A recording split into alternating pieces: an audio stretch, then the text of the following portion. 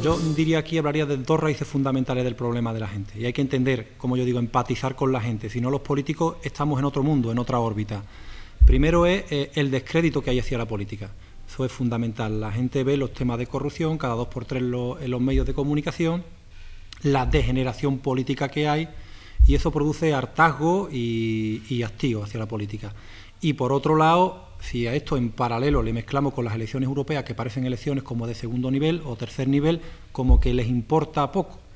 Y la gente ha de entender, esta es la parte en la que yo entiendo a ellos, pero la gente ha de entender que afortunadamente, quizás mejorable, pero afortunadamente es una herramienta importantísima para la ciudadanía.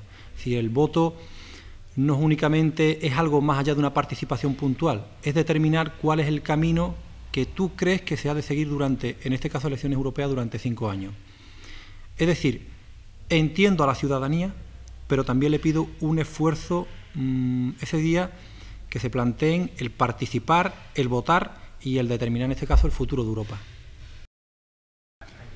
Yo diría un tercer sector que me preocupa. El primero están, evidentemente, bueno, el primero, no es que el orden me da igual, o quizás los tres en paralelo. Estarían los partidos políticos, los populistas, aprovechan el momento, el dolor de la gente para frases fáciles, programas electorales fáciles, que respeto, están legitimados como cualquier otro, pero que evidentemente ni entiendo ni comparto. Después están los euroescépticos, que participan en unas elecciones europeas con vistas a destruir o poner en duda la propia Unión Europea, no a mejorarla, con lo cual tampoco, repito, entiendo su participación. Y añadiría un tercero que sí me parece quizás tanto o más preocupante. Es el crecimiento que parece que dan las encuestas en Europa. Ahí tenemos el ejemplo de Francia, de la extrema derecha. Con lo cual tenemos ahí un gazpacho, un batiburrillo de ideas que me parecen que son peligrosas para Europa y peligrosas para la política. ¿Cómo afecta esto? Pues afecta, como he dicho ahora mismo, afecta fundamentalmente en tanto que son sumadores del descrédito de la política. No aportan soluciones, no aportan proyección, lo que aportan únicamente es demagogia barata y demagogia de vez en cuando peligrosa, eso es fundamental. Y después producen además, aun participando en las elecciones europeas, producen desconfianza hacia Europa. Yo creo que distinguir entre lo bien o mal que podamos gestionar Europa de lo que es Europa en sí misma.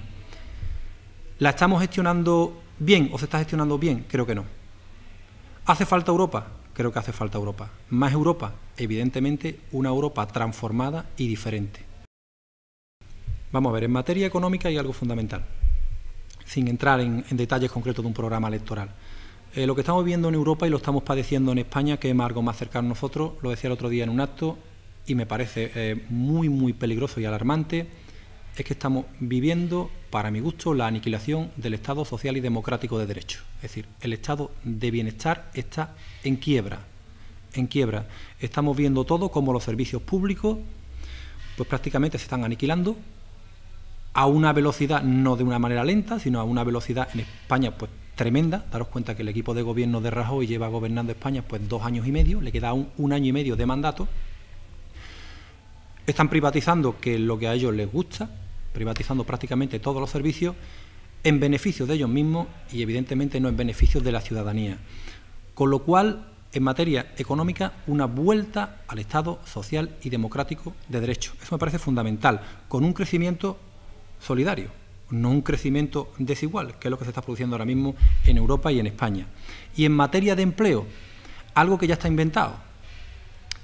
Hubo un momento en Europa, que es la Segunda Guerra Mundial, en la que la gente lo padece, bueno, hemos de entender todo, ¿no?, lo que significó históricamente el momento.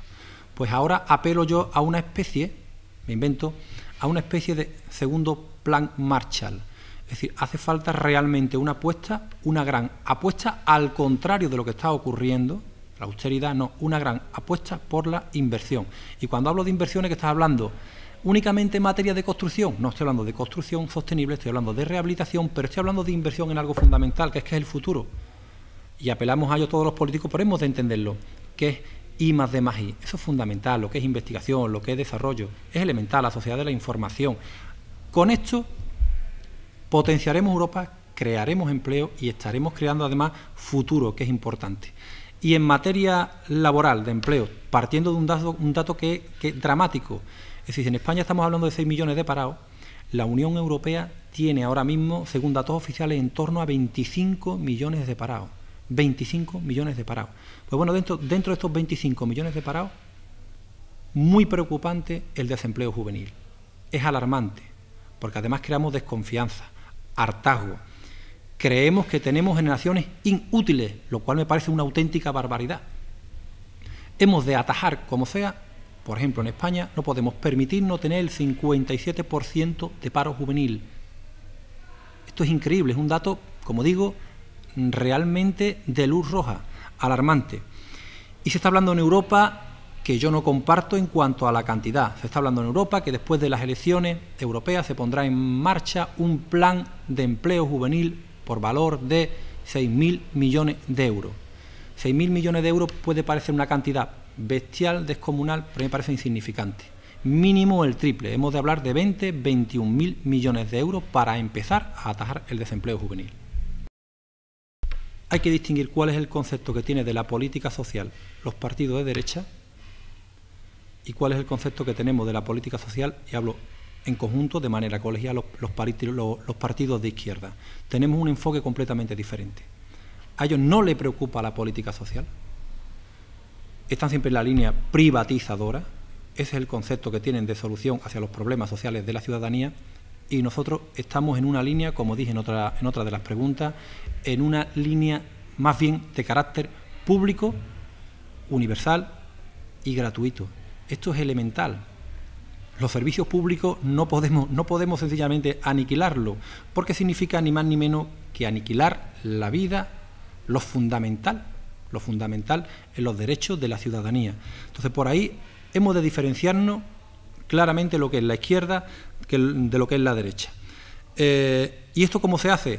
Pues evidentemente aquí está todo inventado. Quiero decir, podemos teorizar, podemos mostrar más o menos voluntad, buena fe, pero esto se hace única y exclusivamente con presupuesto.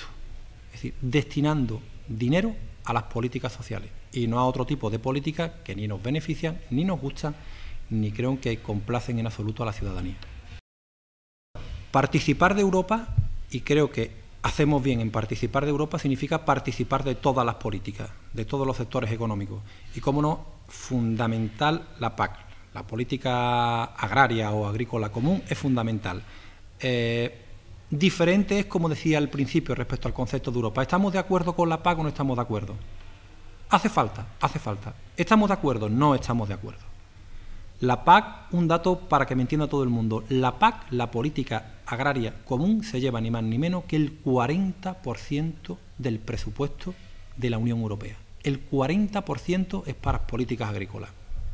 Ahora bien, ¿se está haciendo un reparto y una política agraria adecuada? Creo que no, pero ya no lo digo yo como político, desde el PSOE, lo dicen las organizaciones de los pequeños agricultores y ganaderos. Está la COAC, está la UPA, que están en contra completamente respecto de lo que se está haciendo en la Unión Europea a este tipo de políticas. ¿Por qué? Porque yo creo que se está centrando, y esto lo digo a grosso modo, para que todo el mundo me entienda, se está centrando en las grandes producciones y en los grandes terratenientes. Y sin embargo, la política agraria y ganadera, para mi gusto, ha de estar enfocada más a los pequeños agricultores, los pequeños ganaderos. ¿Y por qué? Porque realmente son los profesionales activos, preocupados por lo que hacen, no preocupados por el enriquecimiento y también preocupados por la ciudadanía, que eso es fundamental. Vamos a ver, igual que en todo, porque la política te hace estar en un lado o el otro, postularte de izquierda, postularte de derecha, pues te hace enfocar la vida de maneras completamente diferentes. En materia de igualdad, la derecha española, el Partido Popular español, igualmente europeo, tiene un concepto completamente de lo que tenemos los partidos de izquierda de lo que es la igualdad, de lo que es la mujer. Es decir, hay un fondo ideológico fundamental. Después, ¿qué ocurre? Después nos encontramos con el error, y matizo ahora y aclaro, con el error de Cañete, del candidato del PP a las elecciones europeas. No es un error, me explico, es un error en materia de comunicación. Es decir, ¿Lo dijo en el momento adecuado? No. ¿Lo dijo a destiempo? Cierto. ¿Pero decía lo que pensaba? Cierto. Si tienen un concepto de la mujer, un concepto de la igualdad que no compartimos en absoluto, ni en el 1%.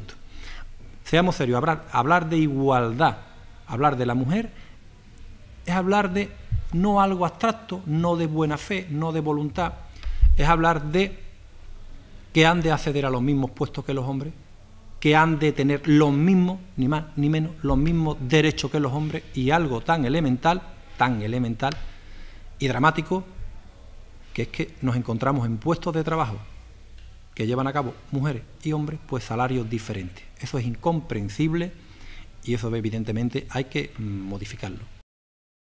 Yo puedo estar en un partido con el que comparto un porcentaje de decisiones concretas a nivel nacional y a nivel europeo, y esto no significa que yo no tenga voz propia e idea propia. Repito, formo parte de un colectivo, pero tengo mi propia capacidad de decisión y de pensamiento. Desconozco el contenido del 70% que, por lo visto, en materia legislativa han estado aprobando partidos de derecha y socialdemócratas y socialistas en las cámaras europeas. En un principio, visto desde fuera, y repito, sin tener conocimiento del contenido, pues evidentemente no comparto. Igual que no comparto, para que todo el mundo me entienda, no comparto esa gran coalición que se montó, por ejemplo, en Alemania, junto a la Merkel, donde el Partido Socialdemócrata Alemán, el SPD, para que todo el mundo me entienda, estuvo gobernando en coalición con ellos. Me parece que no. Igual que no comparto tampoco que algún político desde nuestra fila haya abierto la posibilidad de una gran coalición PP-PSOE en España. No lo comparto en nada, en absoluto, pero además creo que no es el momento. Es decir, que hay un dato alarmante en España, cierto, que es el momento del paro. Estamos en una crisis económica preocupante y que parece que dura y va a durar bastante también. De ahí a plantear una coalición nosotros con el Partido Popular, repito, no hace falta. Yo tengo muy clara, 1, es defender tu programa electoral. 2, tener claro hacia dónde va. Y 3, tener claro con quién haría yo coaliciones. Yo creo que hay que hacer coaliciones con partidos de izquierda. Lo tengo muy claro. Y hay además un partido de izquierda de cierta o de bastante entidad en este país, donde yo siempre he defendido, además quizás como socialista, llamémoslo ortodoxo, clásico, como queráis determinarlo, creo que es la línea de futuro. La línea de futuro es la unidad de acción, igual que lo está viendo ahora mismo de los dos grandes sindicatos de este país, la unidad de acción de los partidos de izquierda, no hay más. Podemos tener diferencias, pero estoy seguro que con un poquito de esfuerzo encontraremos más puntos en común que diferencias. Hay, para mi gusto, dos grandes opciones y no apelo al voto útil, apelo al sentido común. O gobierna Europa como hasta ahora, como los últimos 15 años, el centro derecha, con lo cual pues ya sabemos el recorrido de los últimos 15 años hacia aquí, y concretamente desde el año 2007, la crisis económica, las medidas que vienen tomando.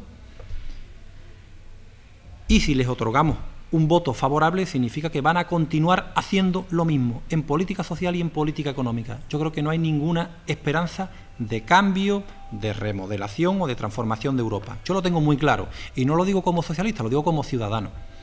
Yo otorgaría un voto favorable a los partidos de izquierda. Primero invito a la gente a que vote a partidos de izquierda para romper de una vez la dinámica creada en Europa. Primero participar, votar. Si creen conveniente no votar al Partido Socialista, pues creen que no es el adecuado, que no lo hagan, pero que participen.